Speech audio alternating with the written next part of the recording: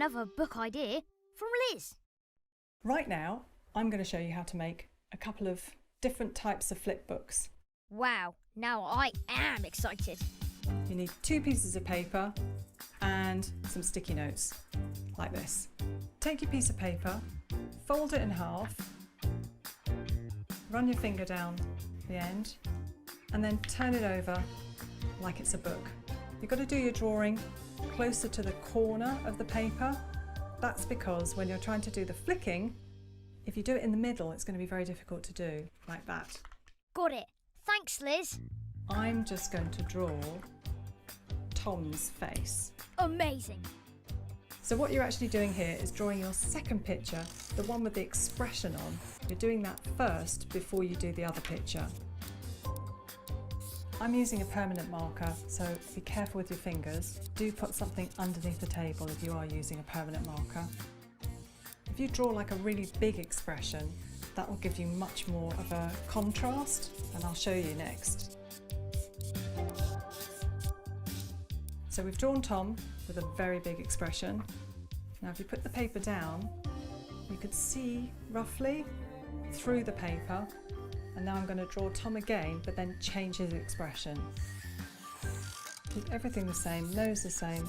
The things I'm going to change are his eyes and his mouth. Tom just smiling. Right, let's see how that works. And you just hold it and you can flick it like that. That works, I think. So you could try all different types of expressions. You could make his hair go up, you could do a monster. Awesome. I might try another one now. Let's try a bug. So don't forget, draw at the top end of the paper so that you can hold it and flick it. With his arms up in the air and his legs, maybe give him some fur. Going to take a pencil, add a little bit of shadow like that and some lines so he looks like he's jumping up. Just see him there. So I'll need to move him down a little bit because obviously he's jumping up. Try to change things a little bit. Might just add a little bit of shadow there. Right, let's see how that works. So you can make very simple animations like that. That's basically what animation is. It's just doing lots of those drawings and just changing everything just a tiny bit.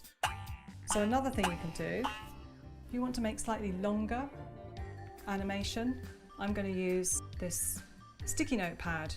You can already see I've drawn Mr Fullerman. A bunch of Mr Fullermans, one after the other, exactly the same, but I'm missing out his eyes and any expressions really. So his mouth is the same, I've drawn him the same. I'm not moving Mr Fullerman around, so I'm just going to draw the last 3 Mr Fullermans on top so you can see how I did it. You can see through underneath, so it's the same as the paper. So I'm just drawing Mr Fullerman exactly the same.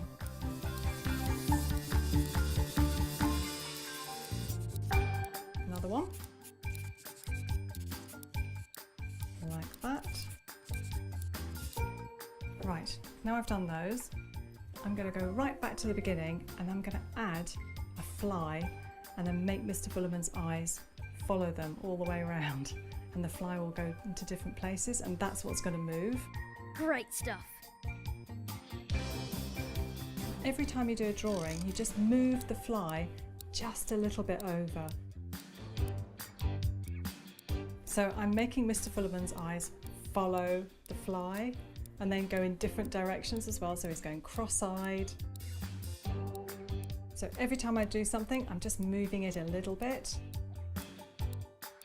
So you just draw it in a slightly different place than it was before, and you should be able to see what you've drawn underneath. And we'll leave Mr Fullerman's mouth wide open. Mr Fullerman's gone cross-eyed.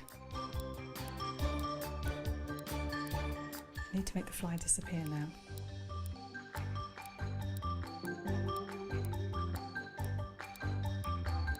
Let's leave Mr Fullerman like that.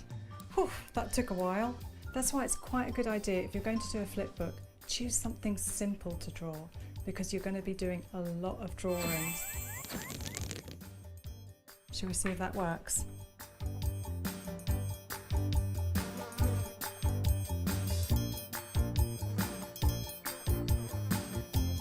But you could do all kinds of things. You could do bugs, you could do monsters, just a face, just something really simple.